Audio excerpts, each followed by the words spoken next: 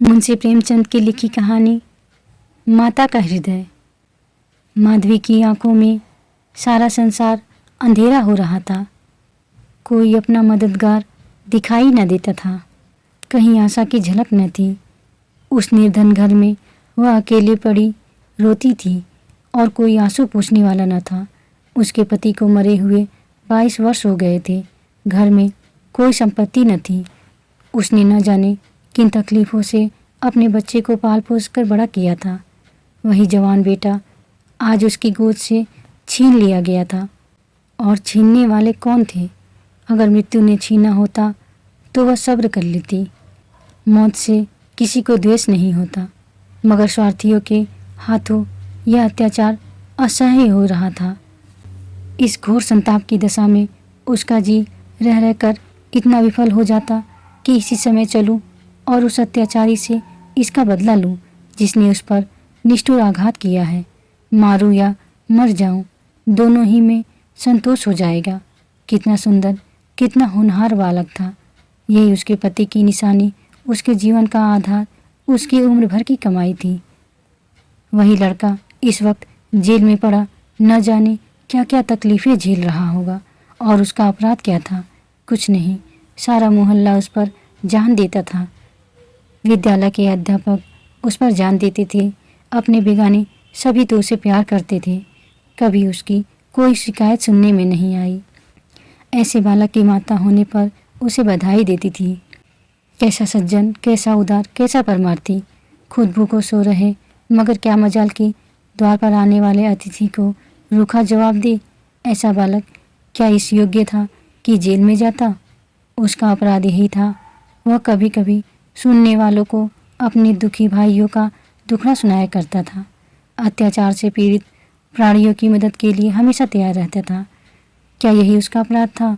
दूसरों की सेवा करना भी अपराध है। किसी अतिथि को आश्रय देना भी अपराध है। इस युवक का नाम आत्मानंद था। दुर्भाग्यवश उसमें वे सभी सद्गुण थे जो जेल का द्वार खोल देते हैं। वह निर्भीक था, स्पष्टवादी था, साहसी था, स्वदेश प्रेमी था, निस्वार्थ था, कर्तव्यपरायण था। जेल जाने के लिए इन्हीं गुणों की जरूरत है। स्वाधीन प्राणियों के लिए वे गुण स्वर्ग का द्वार खोल देते हैं, पराधीनों के लिए नरक के। आत्मानंद के सेवा कार्य ने और उसके राजनीतिक लेखों ने उसे सरकारी कर्मचारियों की नज़रों में चढ़ा दिया था। सारा पुलिस विभाग नीचे से ऊपर तक उसे सतर्क रहता था। सबकी निगाहें उस पर लगी रहती थी। आखिर जिले में एक भयंकर डाके ने उन्हें इच्छित अवसर प्रदान कर दिया। आत्मानंद के घर की तलाशी हुई। कुछ पत्र और लेख मिले जिन्हें पुलिस ने डाके का बीजक सिद्ध किया। लगभग 20 युवकों की एक टोली फांस ली गई। आत्मानंद इसका मुखिया ठहराया गया। शहादतें हुई। इस बेकारी और गिरानी के ज़माने में आत्मा से सस्ती और कौन वस्तु हो सकती है? बेचने को और किसी के पास रह ही क्या गया है? नाम मात्र का प्रलोभन देकर अच्छी से अच्छी शहादतें मिल सकती हैं और पुलिस के हाथ तो निकृष्ट से निकृष्ट गवाहियाँ भी देववाणी का महत्व प्राप्त कर लेती हैं। शहादतें मिल गई।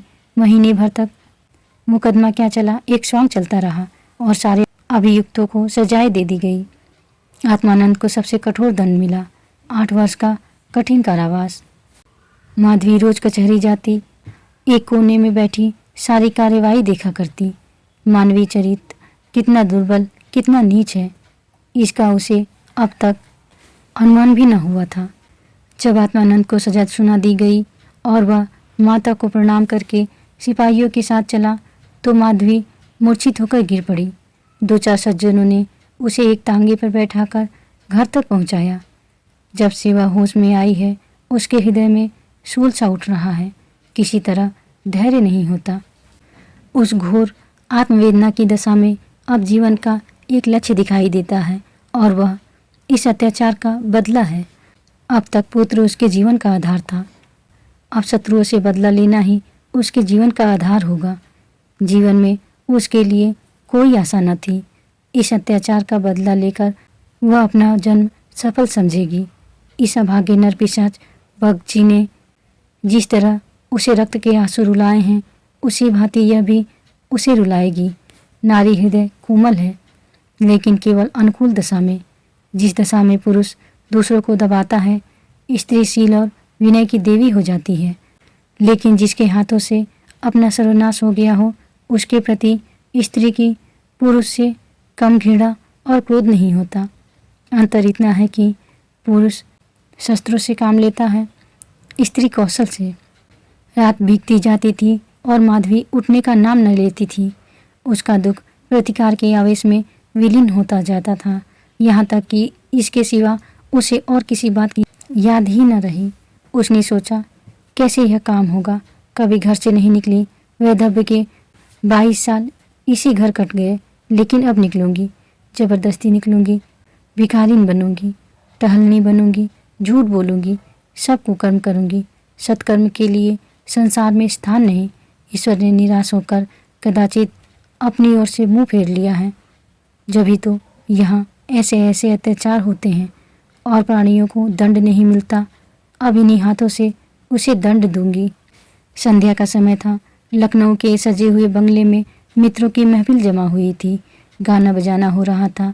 एक तरफ आतिशबाजियाँ रखी हुई थी, दूसरे कमरे में मेजों पर खाना चुना जा रहा था। चारों तरफ पुलिस के कर्मचारी नजर आते थे। वह पुलिस के सुपरिटेंडेंट मिस्टर बगीची का बंगला है। कई दिन हुए उन्होंने एक मार्के का मुकदमा जीता था।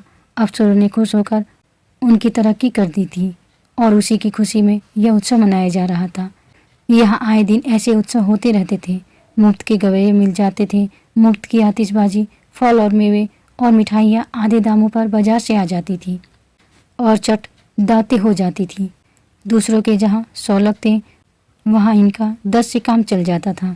दौड़ धूप करने को सिपाहियों की फौज थी ही, और यह मार्के का मुकदमा क्या था, वह जिसमें निरपराध युवकों को बनावटी शहादत से जेल में ठूस दिया गया था।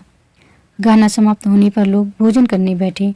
बिगार के मजदूर और पल्लेदार जो बाजार से दावत और सजावट के सामान लाए थे, रोते या दिल में गालियाँ देते चले गए थे। पर एक बुढ़िया अभी तक द्वार पर बैठी हुई थी और अन्य मजदूरों की तरह वह भुनभुना कर काम न करती थी। हुक्म पाते ही खुश दिल मजदूर की तरह हुक्म बजा लाती थी। यह माधवी थी जो इस समय मजूरनी का वेश धारण करके अपना घातक संकल्प पूरा करने आई थी। मेहमान चले गए, महफिल उठ गई, दावत का सामान समेट दिया गया, चारों ओर सन्नाटा छा गया, लेकिन माधवी अभी तक वहीं बैठी थी। सहसा मिस्टर बागची ने पूछा, बुड्ढी तू यहाँ क्यों बैठी है? तुझे कुछ खाने को मिल गया? माधवी, हाँ हुजूर, मिल गया। बागची, तू जाती क्यों नहीं? माधवी, कहाँ जाऊँ सरकार, मेरा कोई घर द्वार थोड़े ही है, हुक्म हो तो यहीं पड़ी रहूँ। पाव भर आटे की परवस्ती हो जाए हुजूर। बगची, नौकरी करेगी? माधवी, क्यों न करूँगी सरकार, यही तो चाहती हूँ। बागची, लड़का खिला सकती है?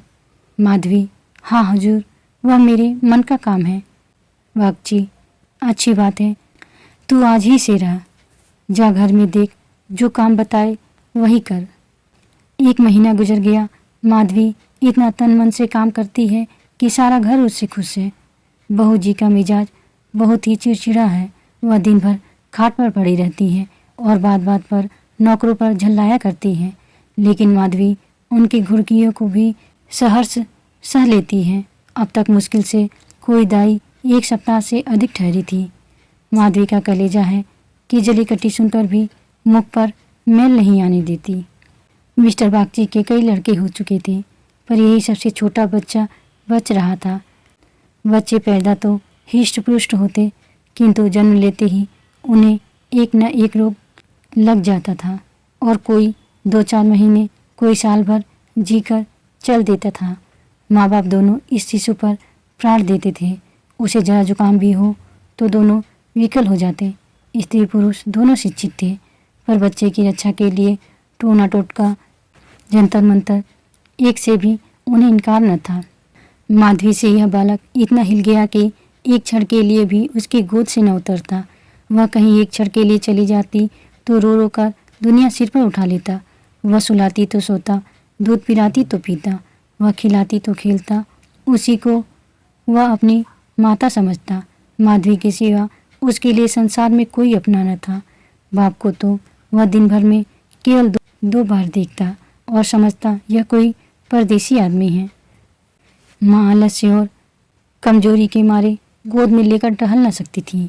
उसे वह अपनी रक्षा का भार संभालने के योग्य न समझता था और नौकर चाकर उसे गोद में ले लेते तो इतनी बेदर्दी से कि उसके कोमल अंगों में पीड़ा होने लगती थी। कोई उसे ऊपर उछाल देता था, यहाँ तक कि अबोध शिशु का कलेजा मुंह को आ जाता था। उन सबों से वह डरता था। केवल माधवी थी जो उसके स्वभाव को समझती थी। वह जानती थी कि कब क्या करने से बालक प्रसन्न होगा, इसलिए बालक को भी उससे प्रेम था। माधवी ने समझा था यहाँ कंचन बरसता होगा, लेकिन उसे देखकर कितना विस्मय हुआ कि बड़ी मुश्किल से महीने का खर्च पूरा पड़ता है। नौकरों से एक एक पैसे का हिसाब लिया जाता था और बहुधा आवश्यक वस्तुएं भी टाल दी जाती थी। एक दिन माधवी ने कहा, बच्चे के लिए कोई तेज गाड़ी क्यों नहीं मंगवा देती, गोद में उसकी बाढ़ मारी जाती है। मिसेज बागची ने कुंठित होकर कहा, कहाँ से मंगवा दूँ, कम से कम 50-60 रुपये में आएगी, इतने रुपए कहाँ हैं। माधवी, मालकिन आप भी ऐसा कहती हैं। मिसेज बागची, झूठ नहीं कहती, बाबूजी की पहली स्त्री से 5 लड़कियां और हैं। सब इस समय इलाहाबाद के एक स्कूल में पढ़ रही हैं। बड़ी की उम्र 15-16 वर्ष से कम न होगी। आधा वेतन तो उधार ही चला जाता है। फिर उनकी शादी की भी तो फिक्र है। 5 के विवाह में कम से कम 25,000 लगेंगे।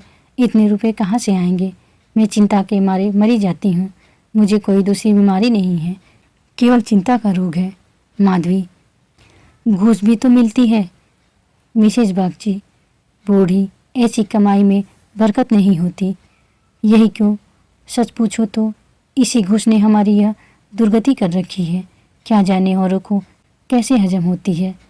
यहाँ तो जब ऐसे रुपए आते हैं तो कोई ना कोई नुकसान भी अवश्य हो जाता है। एक आता है तो 2 लेकर जाता है। बार बार मना करती हूँ, हराम की कौड़ी घर में न लाया करो, लेकिन मेरी कौन सुनता है। बात यह थी कि माधवी को बालक से स्नेह होता जाता था। उसके अमंगल की कल्पना भी वह न कर सकती थी। वह अब उसी की नींद सोती और उसी की नींद जागती थी।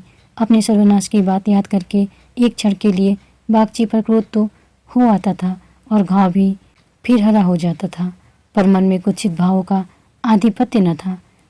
घाव भर रहा था, केवल ठेस लगने से दर्द हो जाता था। उसमें स्वयं टीस या जलन न थी।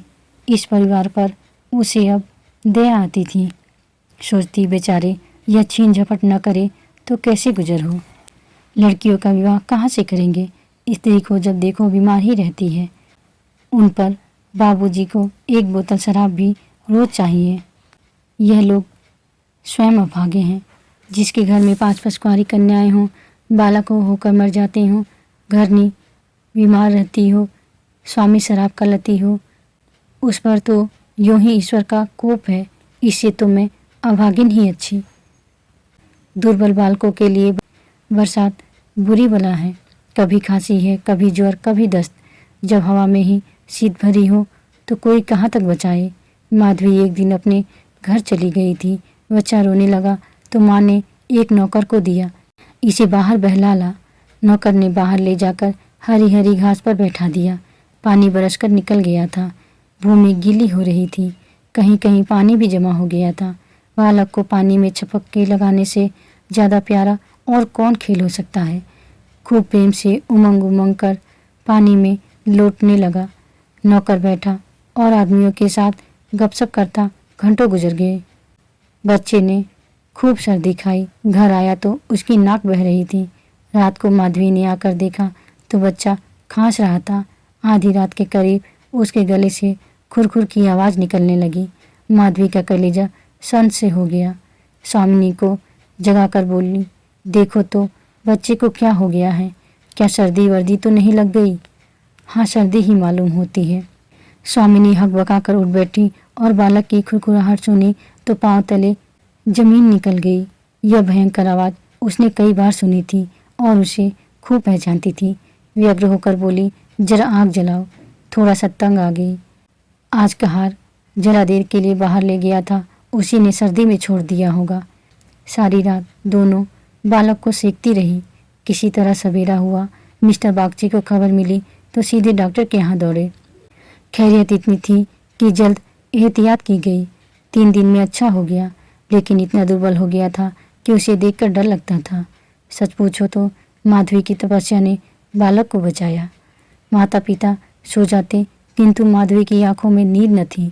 खाना पीना तक भूल गई। देवताओं की मनौतियाँ करती थी, बच्चे की बलाएं लेती थी। बिल्कुल पागल हो गई थी। यह वही माधवी है जो अपने सर्वनाश का बदला लेने आई थी। अपकार की जगह उपकार कर रही थी। विष पिलाने आई थी, सुधा पिला रही थी। मनुष्य में देवता कितना प्रबल है। प्रातःकाल का समय था। मिस्टर बागची शिशु के झूले के पास बैठे हुए थे। स्त्री के सिर में पीड़ा हो रही थी। वहीं चारपाई पर लेटी हुई थी और माधवी समीप बैठी बच्चे के लिए दूध गर्म कर रही थी। सहसा बागची ने कहा, बूढ़ी, हम जब तक जिएंगे तुम्हारे यश गाएंगे। तुमने बच्चे को जिला लिया। स्त्री यह देवी बनकर हमारा कष्ट निवारण करने के लिए आ गई। यह न होती तो न जाने क्या होता। बूढ़ी, तुमसे मेरी एक विनती है। यूं तो मरना जीना प्रारब्ध के हाथ है, लेकिन अपना अपना पौरा भी बड़ी चीज़ है। मैं अभागिनी हूँ। अब कि तुम्हारे ही पुण्य प्रताप से बच्चा संभल गया, मुझे डर लग रहा है कि ईश्वर इसे हमारे हाथ से छीन न ले। सच कहती हूँ बूढ़ी, मुझे इसको गोद में लेते ही डर लगता है। इसे तुम आज से अपना बच्चा समझो। तुम्हारा होकर शायद बच जाए। हम अभागे हैं, हमारा होकर इस पर नित्य कोई न कोई संकट आता रहेगा। आज से तुम इसकी माता हो जाओ। तुम इसे अपने घर ले जाओ, जहाँ चाहें ले जाओ। तुम्हारी गोद में दे मुझे, फिर कोई चिंता न रहेगी। वास्तव में तुम इसकी माता हो, मैं तो राक्षसी हूँ। माधवी, बहू जी, भगवान सब कुशल करेंगे। क्यों जी इतना छोटा करती हो? मिस्टर बागची, नहीं नहीं बूढ़ी माता, इसमें कोई हर्ज नहीं है। मैं मस्तिष्क से तो इन बातों को ढकोसला ही समझता हूँ, लेकिन हृदय से इन्हें दूर नहीं कर सकता। मुझे स्वयं मेरी माता जी ने एक धोबी के हाथ बेच दिया था। मेरे 3 भाई मर चुके थे। मैं जो बच गया तो माँ बाप ने समझा बेचने से ही इसकी जान बच गई। तुम इस शिशु को पालो पोसो, इसे अपना पुत्र समझो। खर्च हम बराबर देते रहेंगे। इसकी कोई चिंता मत करना। कभी कभी जब हमारा जी चाहेगा आकर देख लिया करेंगे। हमें विश्वास है कि तुम इसकी रक्षा हम लोगों से कहीं अच्छी तरह कर सकती हो। मैं कुकर्मी हूँ। जिस पेशे में हूँ उसमें कुकर्म किए बगैर काम नहीं चल सकता। झूठी शहादतें बनानी ही पड़ती हैं। निरपराधों को फंसाना ही पड़ता है। आत्मा इतनी दुर्बल हो गई है कि प्रलोभन में पड़ ही जाती है। जानता हूँ कि बुराई का फल बुरा ही होता है, पर परिस्थिति से मजबूर हूँ। अगर ना करूँ तो आज नालायक बनाकर निकाल दिया जाऊँ। अंग्रेज हजारों भूले करे, कोई नहीं पूछता। हिंदुस्तानी एक भूल भी कर बैठे तो सारे अफसर उसके सिर हो जाते हैं। हिंदुस्तानियों को दोष मिटाने के लिए कितनी ही ऐसी बातें करनी पड़ती हैं जिनका अंग्रेज के दिल में कभी ख्याल ही पैदा नहीं हो सकता। तो बोलो, शिकार करती हो? माधवी गदगद होकर बोली, बाबूजी, आपकी इच्छा है तो मुझसे भी जो कुछ बन पड़ेगा आपकी सेवा कर दूंगी। भगवान बालक को अमर करे, मेरी तो उनसे यही विनती है। माधवी को ऐसा मालूम हो रहा था कि स्वर्ग के द्वार सामने खुले हैं और स्वर्ग की देवियां आंचल फैला फैलाकर आशीर्वाद दे रही हैं। मानो उसके अंतस्थल में प्रकाश की लहरें सी उठ रही हैं। स्नेहमय सेवा में कितनी शांति थी। बालक अभी तक चादर ओढ़े सो रहा था। माधवी ने दूध गर्म हो जाने पर उसे झूले पर से उठाया तो चिल्ला पड़ी। बालक की देह ठंडी हो गई थी और मुंह पर वह पीलापन आ गया था जिसे देखकर कलेजा हिल जाता है। कंठ से आह निकल आती है और आंखों से आंसू बहने लगते हैं। जिसने इसे एक बार देखा है फिर कभी नहीं भूल सकता। माधवी ने शिशु को गोद से चिपटा लिया। हालांकि नीचे उतार देना चाहिए था। कोहराम मच गया। माँ बच्चे को गले से लगाए रोती थी, पर उसे ज़मीन पर न सुलाती थी।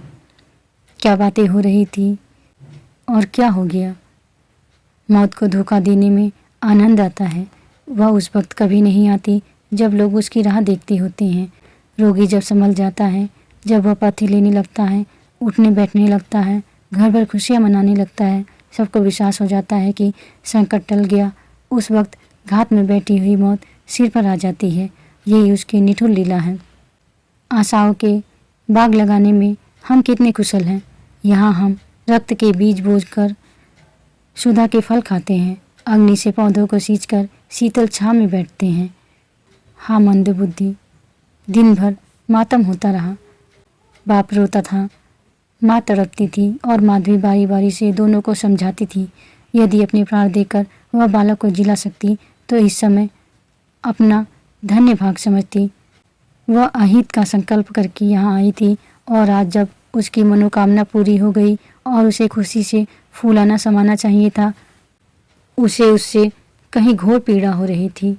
जो अपने पुत्र की जेल यात्रा में हुई थी, रुलाने आई थी और खुद रोती जाती थी। माता का हृदय दया का आगार है। उसे जलाओ तो उसमें दया की ही सुगंध निकलती है, पीसो तो दया का ही रस निकलता है। वह देवी है।